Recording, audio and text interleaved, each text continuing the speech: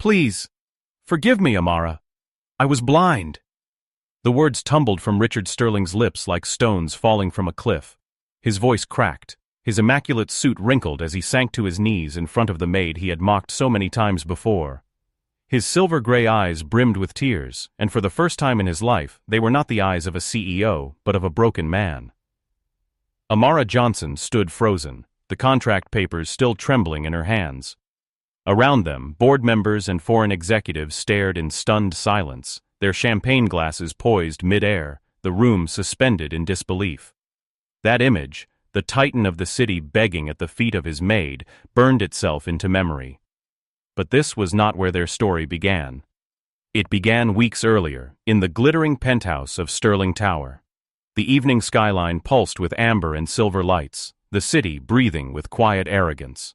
Inside the penthouse, every surface gleamed, marble floors, chrome fixtures and glass walls that overlooked the bustling streets far below. At the heart of this palace of success, Richard Sterling lounged in his Italian leather chair, sipping a glass of Bordeaux as his board members gathered for a casual strategy meeting. Richard was a man carved out of stone and entitlement. His sandy hair, streaked with silver, was combed back meticulously. His jaw was square, his tie knotted perfectly. Every movement of his tall, broad frame radiated dominance, as though the room itself bent to his will. Across the room, Amara moved quietly, placing crystal tumblers of water on the polished oak table. Her uniform, simple black slacks, a pressed white shirt, and a navy apron, was spotless. But no uniform could hide her presence. Her skin glowed warm under the chandelier light, her natural curls pulled back in a neat scarf, and her dark, watchful eyes missed nothing.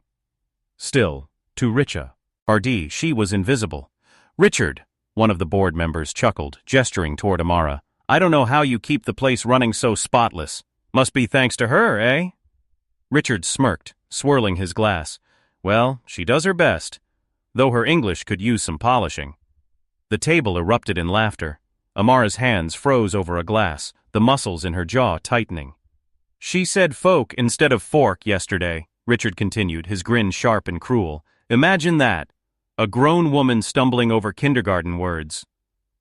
The laughter swelled, bouncing off marble walls. Amara's chest constricted. She kept her eyes down, her hands steady as she placed the last tumbler. Her posture was straight, but inside, her heart rattled. She had endured this before, mockery disguised as humor, derision wrapped in smiles.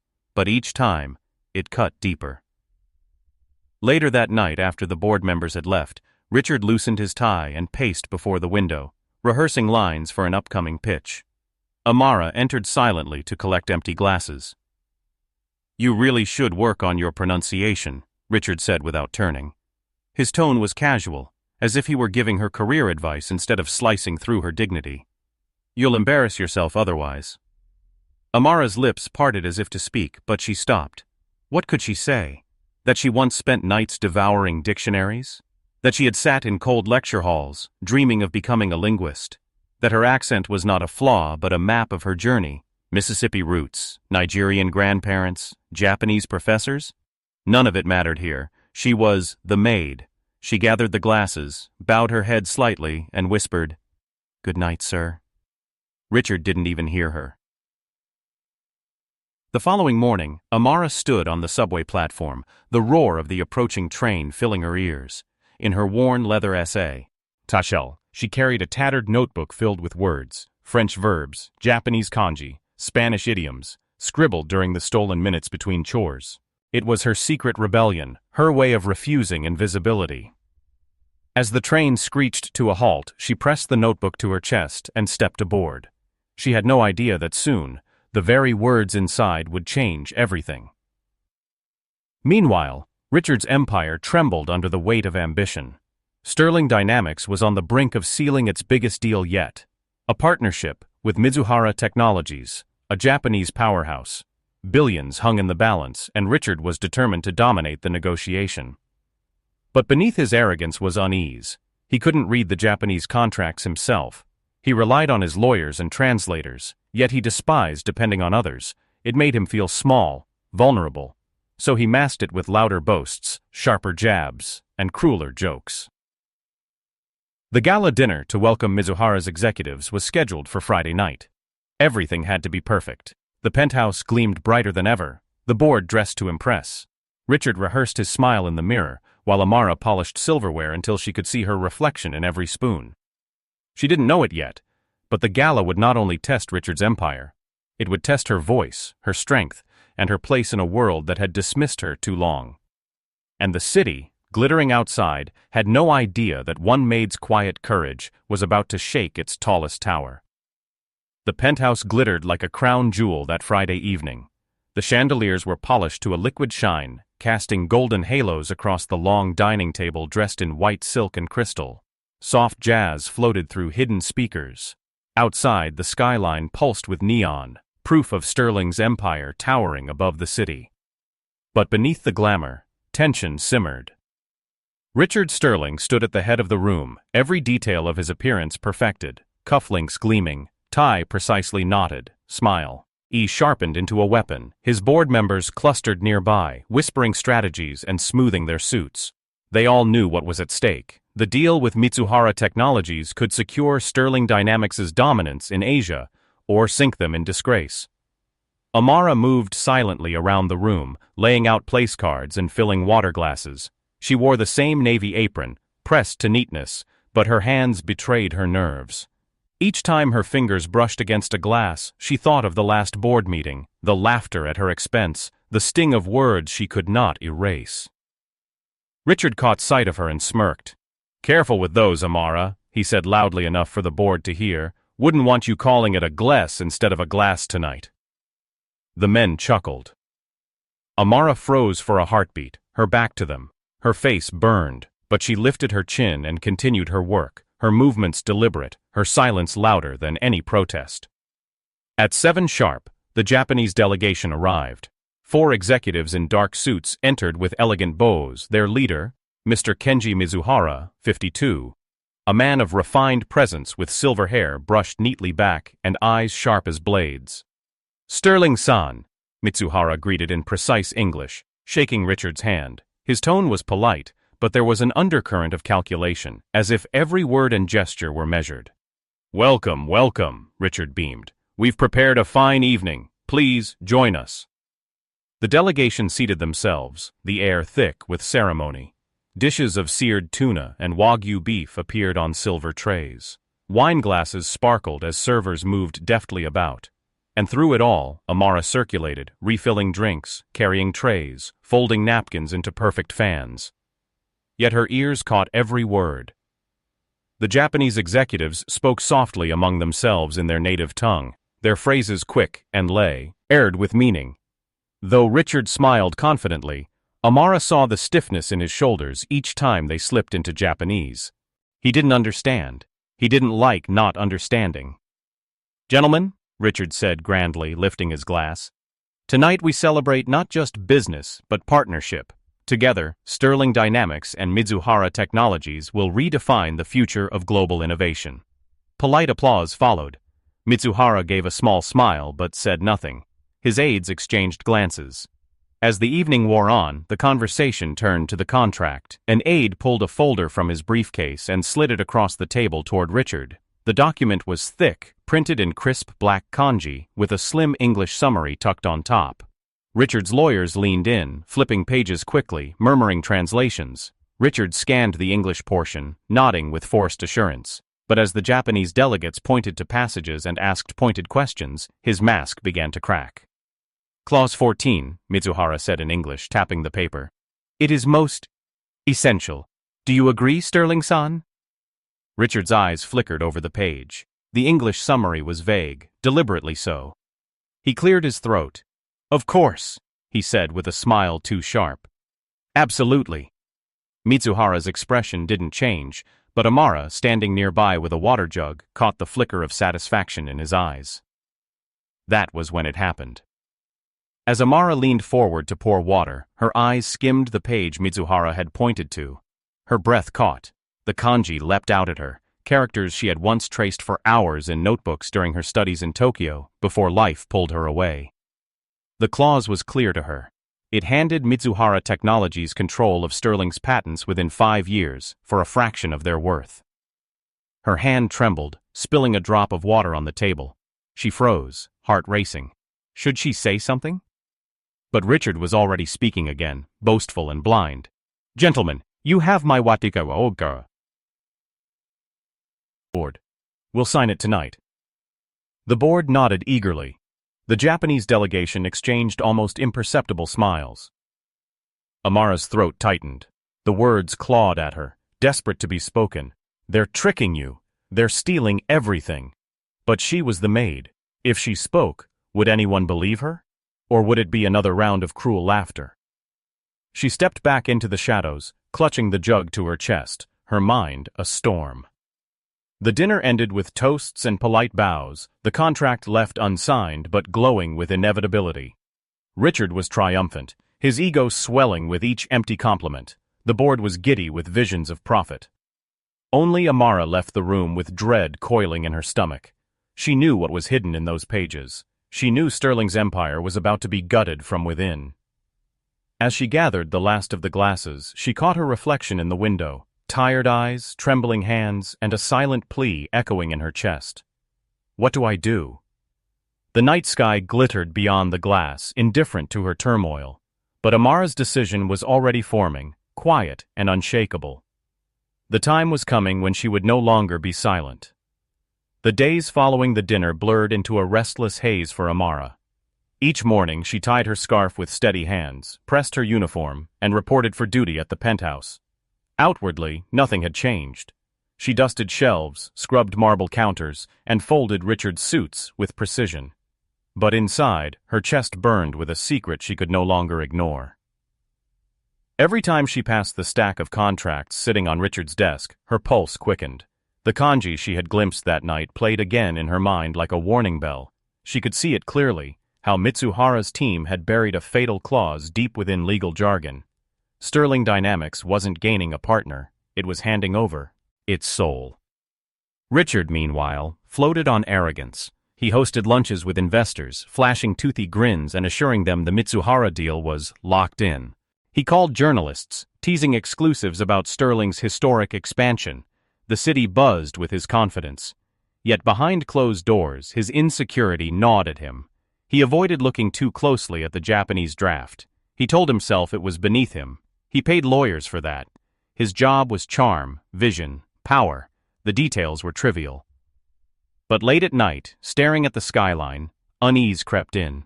He shook it off with another glass of Bordeaux.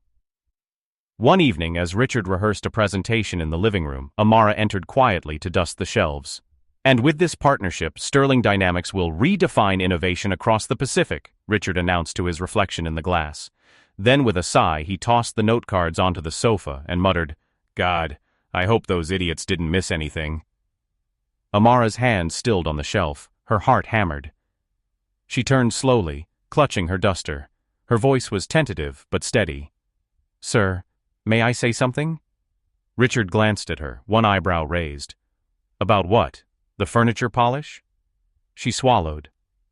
"No. About the contract." The room went still.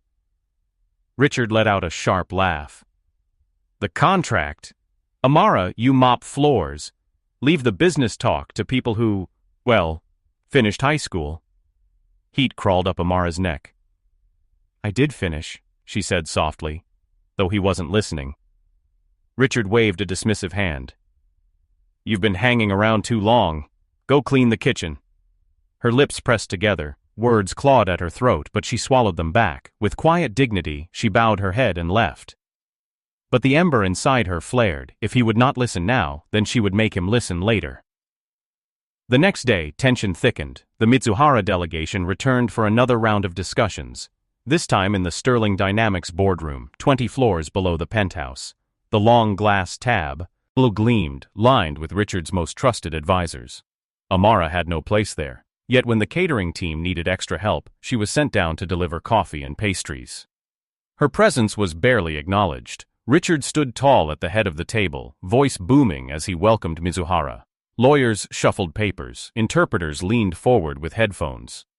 But Amara's eyes fell on the contract again. The pages sat open on the polished glass, their black characters dancing like fireflies in her memory. She froze mid-step, tray trembling in her hands. She couldn't stop herself. She read. And the deeper her gaze traveled, the clearer it became. Mitsuhara wasn't offering partnership. He was orchestrating a takeover. Her chest tightened. She had to speak. Carefully, she set the tray on the table. "Excuse me, sir," she whispered, leaning slightly toward Richard. "That clause." Richard turned sharply, his face a mask of irritation. "Not now, Amara. Go." "But, go!" His voice thundered through the glass walls. Every eye turned toward her. The humiliation struck like a slap.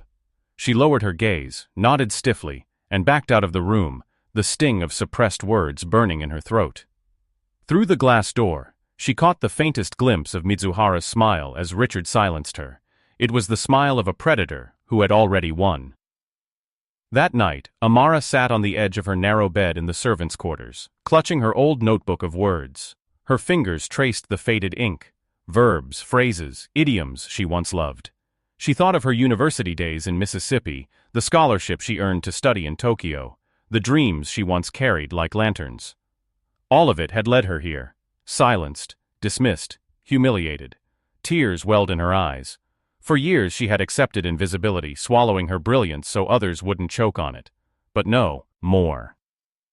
She flipped open a fresh page and began translating the Mitsuhara contract from memory. Line by line, clause by clause, the trap unfolded before her. Her pen pressed harder, her jaw set tighter. By the time dawn painted the sky pale gold, she had written enough proof to shake the tower to its core. Amara closed the notebook and whispered to herself, "They will hear me. Even if it destroys me, they will hear me." "You don't know what you're signing!"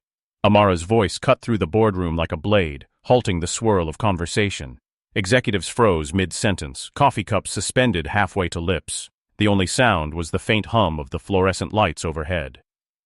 Richard Sterling's head snapped toward her, his jaw tightening. She stood at the doorway, her uniform crisp but her hands trembling as she clutched her worn leather notebook. Her dark eyes burned with urgency, not defiance, and her breath came sharp, as if each word were pulled from a deep well of courage. "Excuse me?" Richard's tone was ice. "You can't sign that contract," Amara said, stepping forward. Her voice wavered, but she pressed on. Clause 14, buried in the Japanese text, it gives Mitsuhara Technologies control of all your patents within 5 years. And Clause 27. She flipped open her notebook, fingers flying across the ink-stained pages. Forces Sterling Dynamics to cover their legal costs in disputes. No matter who is at fault, they are not your partners. They're your executioners. Gasps rippled through the boardroom. Lawyers exchanged alarmed looks. Mitsuhara's aides shifted uncomfortably, their faces still but their eyes betraying unease. Richard's face flushed crimson. "This is absurd," he snapped. "You are a maid. You don't belong here lecturing us on international contracts." Amara straightened her shoulders. For the first time, her voice carried not just words but steel. "I studied Japanese linguistics. I lived in Tokyo. I've translated documents more complex than this before you ever hired me to scrub you. Our floors." She held up the notebook, its pages filled with kanji translations. "And I know exactly what I'm reading." The room erupted, lawyers demanding to see her notes, board members hissing questions at one another, Mitsuhara's aides whispering furiously in Japanese. "Sit down," Richard barked, but the command rang hollow. Too many eyes were on Amara now. Too much weight hung on her words. Mitsuhara himself finally broke the silence. He rose slowly from his seat, his movements deliberate, his face a mask of serenity. "Sterling-san," he said in measured English. "This woman, she misunderstands. These clauses are technical, not harmful." Amara met his gaze. "Then you won't mind if your translators confirm my interpretation." A murmur swept the room. One of Sterling's lawyers, sweat beading at his temple, flipped rapidly through the contract. His lips moved soundlessly as he compared her notes to the text. Then he looked up, pale. "She's right," he whispered. The air shifted. "Impossible," Richard muttered, but his voice cracked. The lawyer swallowed hard. Clause 14. It does grant Mitsuhara Technologies controlling rights to all Sterling patents. It's essentially a slow-motion takeover. Shock detonated around the table. Executives cursed under their breath. Board members slammed fists against polished glass. Lawyers fumbled through pages as if the ink itself might rearrange into mercy. Richard staggered back a step, his mask of control crumbling. His empire, his pride, teetered on the edge of ruin, and the only thing standing between him and disaster was the woman he had mocked for mispronouncing words. Amara stood taller, though her hands still trembled. "You laughed at me because of how I speak," she said quietly, her eyes locked on Richard. "But words are my life, and today they saved yours." Her voice carried through the stunned silence, softer than a shout, but heavier than any blow. Richard's chest rose and fell rapidly. His gray eyes darted around the room, at the contract, at Mizuhara's still face, at the board members who now stared at him with thinly veiled contempt. For the first time in his life, the man who commanded every room felt utterly powerless. He turned back to Amara, his lips trembling as though the words he wanted to say weighed more than steel. But nothing came out. Mitsuhara inclined his head slightly, his voice cool. "It seems Sterling-san has clever staff." He slid the contract back into his briefcase with a flick of his wrist. "Perhaps we renegotiate another time." With a series of bows, the delegation withdrew, their footsteps echoing like a retreating tide. The boardroom remained frozen in their wake. Richard collapsed into his chair, his hand clutching his temple. His empire had been spared, but not by him, by her, by the maid he had humiliated again and again, and now, in front of everyone, his authority had shattered. Slowly, almost mechanically, Richard rose again. His knees bent, his voice broke. "Amara," he choked. "Please, forgive me. I was blind." The same words that would later echo in every corner of the penthouse fell here first, raw and unpolished. The Titan bowed before the maid, and for the first time, Amara was not invisible. For a long, aching moment, the boardroom was utterly still. The sight was surreal. Richard Sterling, the untouchable CEO, half kneeling before his maid. His manicured hands trembled as though even gravity had turned against him. The board members gawked, some whispering furiously among themselves. The lawyers avoided his eyes, ashamed of their failure. And Amara stood at the center of it all, her uniform neat, her notebook still clutched to her chest like a shield. She wanted to disappear, yet every gaze was fixed on her. "Richard," murmured Elaine Crawford, 58, one of the senior board members, her voice sharp with disbelief. "Did you know about this clause?" Richard's lips parted, but no words came. His throat moved with a swallow, his usual silver tongue stripped bare. Elaine's eyes flicked to Amara. "And you caught this? You understood it?" Amara nodded, her voice soft but steady. "I translated it myself. It was all right there, hidden in the language." A low hum rippled around the room, like bees stirred from a hive. "She saved us," muttered one of the younger executives. "No," another corrected firmly, "she saved him." Richard staggered upright, pulling at his tie as if it were strangling him. His face was pale, his confidence gutted. I didn't—" He stopped, the words shriveling. It was Elaine again who cut in, her voice like steel. "You almost signed away this company, and it wasn't your brilliance that stopped it, it was hers." She pointed directly at Amara. "The woman you mock in your own home." The sting of truth reverberated through the room. Richard's shoulders collapsed inward, his broad frame suddenly small beneath the weight of his shame. Amara, though, felt none of the triumph they expected. Instead, she felt the heaviness of years, the sting of every laugh, every slight, every whispered dismissal. She had carried her knowledge in silence for so long that to finally be heard was almost unbearable. She lifted her chin, her voice breaking the silence. "I didn't do this to humiliate anyone. I did it because it was right. But don't think for a second I don't remember the laughter, or the way I was silenced when I tried to speak." Her gaze swept the table. No one could meet her eyes. By the time the meeting ended, the air was different. Mitsuhara was gone, the contract shelved, but something else had shifted. The hierarchy was cracked. In the lobby downstairs, whispers already spread like wildfire. The CEO's maid saved the company. Staff P paused mid-step as the board filed out, their faces etched with a mix of awe and discomfort. Secretaries traded wide-eyed looks. Interns leaned over their desks, whispering Amara's name. For the first time, she was not invisible. Back upstairs in the penthouse, the atmosphere was heavy. Richard paced by the window, a glass of whiskey untouched on the table. He looked like a man unraveling, his reflection in the glass fractured by city lights. Amara stood by the door, unsure if she should leave or stay. Finally, Richard spoke, his voice hoarse. "I mocked you, over and over. I thought it made me powerful. But you're the reason my empire didn't collapse tonight." He turned, his gray eyes wet. "I don't deserve your forgiveness." Amara studied him. This was not the man who had jeered at her in front of his friends. This was a man broken open by truth. And though part of her longed to walk away without a word, another part, the part that still believed in dignity, in grace, kept her rooted. Her voice was calm, but it trembled at the edges. "Forgiveness isn't what you need, Richard. What you need is to change." The words landed heavier than any rebuke. Richard lowered his head, and for once, he didn't argue. That night, alone in her small quarters, Amara sat with her notebook in her lap. The pages rustled softly as she turned them, the kanji inked in her careful hand. She thought of her mother, who once told her that words carried power, that they could build or destroy. Tonight, her words had both destroyed a lie and built a new truth. The city outside buzzed with headlines waiting to be written.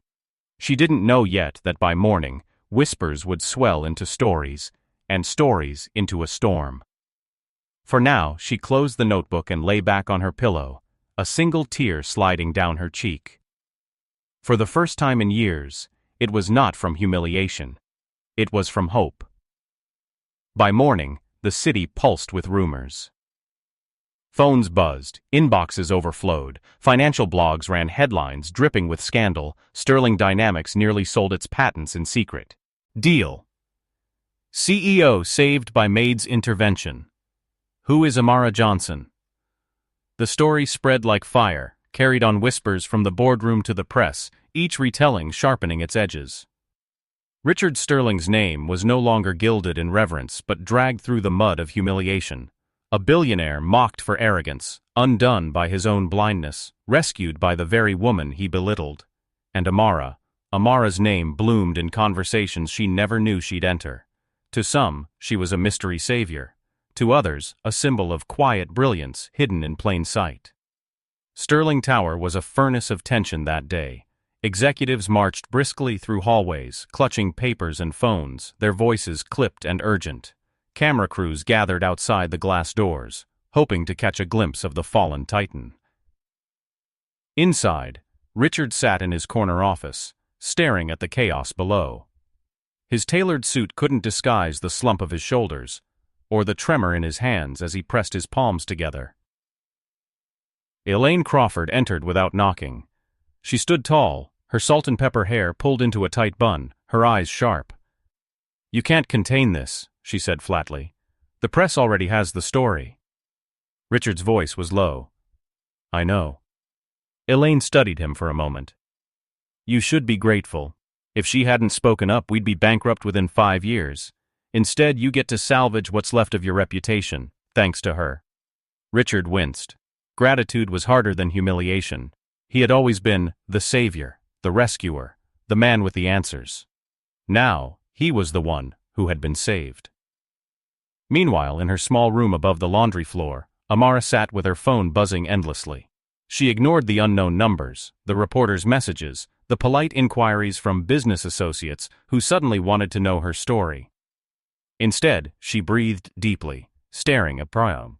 To the notebook that had once been only her secret, her words had finally broken free, and the world, against all odds, was listening. Still, unease gnawed at her, fame was fickle, attention was sharp. And Richard Sterling was still Richard Sterling. Wounded pride could be dangerous.